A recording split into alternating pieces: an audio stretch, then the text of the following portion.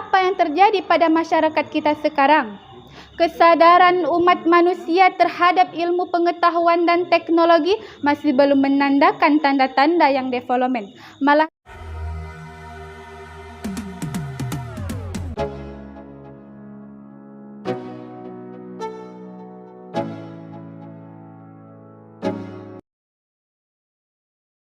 Assalamualaikum warahmatullahi wabarakatuh. Waalaikumsalam warahmatullahi wabarakatuh. Alhamdulillahilladzi an'amana bitaufiqi wal hidayah wa nasta'inuhu bihaulihi wa quwwatihil qawiyyah. Fa innahu la haula wa la quwwata illa billah wassalatu wassalamu ala rasulillah man la nabiyya ba'da. Qala Allah Ta'ala fil Qur'anil Karim, a'udzu billahi minasy syaithanir rajim. Bismillahirrahmanirrahim.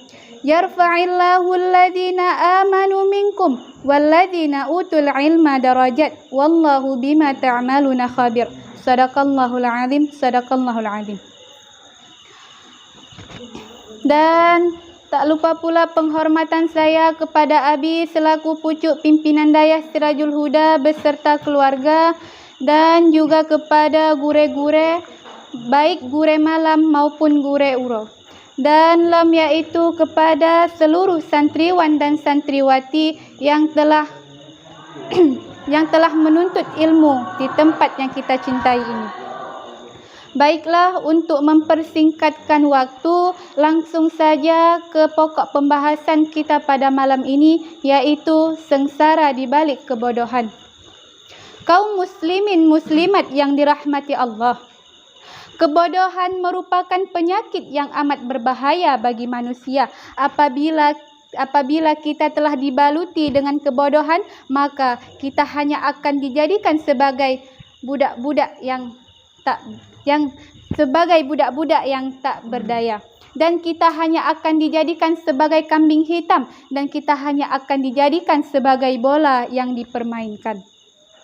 Namun sebaliknya, apabila kita tidak terlibat dengan kebodohan, maka kita akan menjadi pemegang sekir dalam berbagai urusan. Kita akan menjadi penata kehidupan, dan kita akan menjadi penerus kemakmuran yang telah mengangkat harta martabat manusia ke derajat yang lebih terpuji. Namun malah apa yang terjadi pada masyarakat kita sekarang? Kesadaran umat manusia terhadap ilmu pengetahuan dan teknologi masih belum menandakan tanda-tanda yang development. Malah telah terjadi kedodoran turun begitu di atasnya. Maju bukannya ke depan, naik bukannya ke atas. Dan lagi-lagi masih belum ada sarana pendidikan yang disarani. Para pemuda dan pemudi harapan bangsa yang dirahmati Allah, keberadaan kita saat ini sering terhempit dalam berbagai macam kesenjangan, sering kalah dalam persaingan, dan terlatih di belakang dalam mengejar kemajuan, sehingga orang lain dengan mudahnya memainkan perannya dalam rumah kita, sedangkan kita menjadi hamba di rumah kita sendiri. Tetapi kenapa kita tidak mau berubah? Kita malah bersikap apatis dalam berbagai macam masalah. Padahal ilmu pengetahuan dan teknologi bisa mengantaskan umat manusia ke derajat yang lebih tinggi bila ilmu dan iman telah berkombinasi dalam dada. Seperti firman Allah Subhanahu wa taala dalam Al-Qur'an, yarfa'illahu alladhina amanu minkum walladhina utul ilma darajat wallahu bima ta'maluna khabir.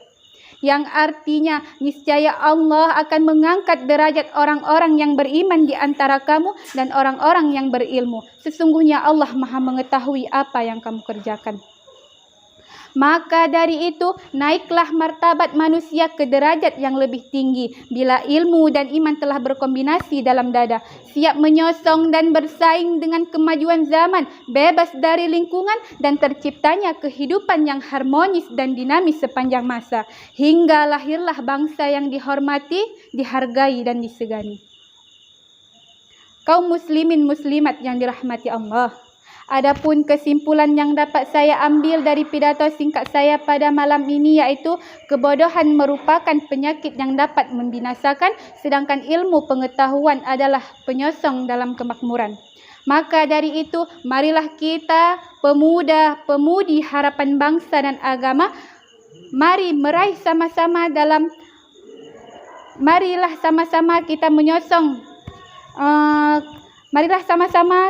menyosong kemakmuran yang lebih tinggi dalam memajukan bangsa dan agama. Hanya sekian yang dapat saya sampaikan, lebih dan kurang saya mohon maaf. Wabillahi taufik wal hidayah. Wassalamualaikum warahmatullahi wabarakatuh.